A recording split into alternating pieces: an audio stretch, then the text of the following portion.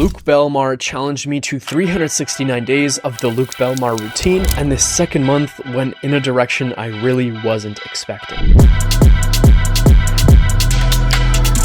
You see, last month, I started the first month on this Luke Belmar routine. Things were going amazing, I was feeling the stride, a sense of accomplishment, and even got a call from Luke Belmar himself. At the start of the second month, I was flying through the routine. I was exercising every day, reading, and taking care of everything else I had to work on. This momentum carried me straight into week 5.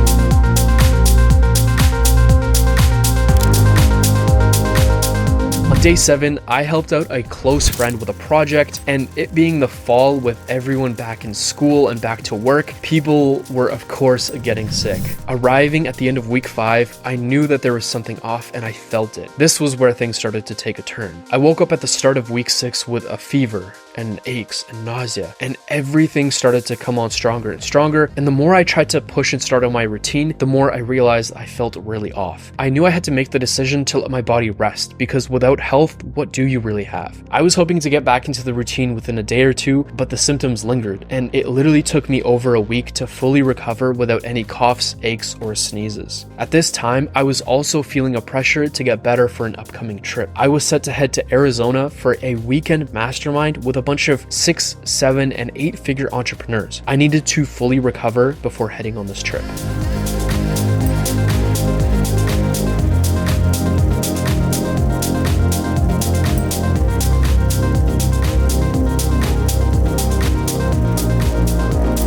I spent the week in a muddy mix of work, packing, recovery, and routine. Things weren't looking too organized for me, but before I knew it, I had my flight to Arizona. Arriving in Scottsdale, I was greeted by warm weather and new friends. During the mastermind, I met some incredible entrepreneurs from all over and had some amazing high-level conversations. Being there made me feel a sense of community, inspiration, and motivation. There's just something about being around other successful entrepreneurs who are all hungry, ambitious, and driven. With every minute jam-packed with activities, discussions, and workshops, I didn't let a single minute go to waste.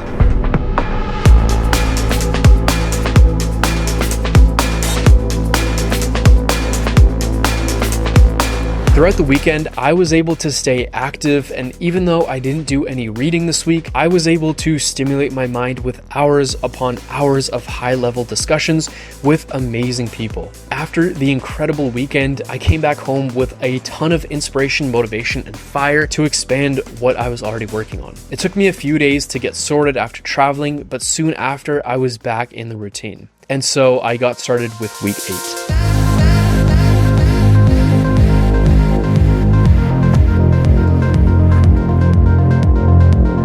Arriving on day 60, I started getting back into the groove of things. I completed my reading, working out, and the rest of my routine. I started off this month with a big lesson on health. I was reminded how important it is to keep your health in check and how much we take it for granted in the day-to-day. For me, being sick, recovering, and traveling made things more challenging, but I just had to push through. Next, I wanted to touch on the second pillar, reading. Even though I only completed 3 books this month, what really made up for it was the amount of amazing, high-level, insightful, and mind-expansive conversations I had at the mastermind in Arizona. Learning about different entrepreneurs, their business, faith, money, and content all expanded my mind into levels I didn't think was possible. The quote, "You don't know what you don't know," rings more true than ever. Which brings me into the third pillar, mindset. After a roller coaster of a month, I realized how quickly things can change and how much we actually take for granted. Our health, wellness, and exercise is something that we can often overlook and just skip over, but when worse comes to worse, it's the first thing that we wish we took more care of. Having a healthy, active lifestyle can be challenging, but dealing with setbacks like being sick will really make you reconsider. Moving into this third month, my focus really shifts into staying healthy and keeping the momentum going through the winter. That being said, it's on to month 3, and with that, I leave you with some parting wisdom. Well, first you need to know what your goal is. Most people walk around with no goals, no ambition. They don't know where they're going. It's like a ship with no destination. If you don't know where you're going, you'll never get there. Change don't change like it used to. Who runs the roost round here? The coop's gone clear. Got the heart from the bass to the snares, but the word is what's keeping them here.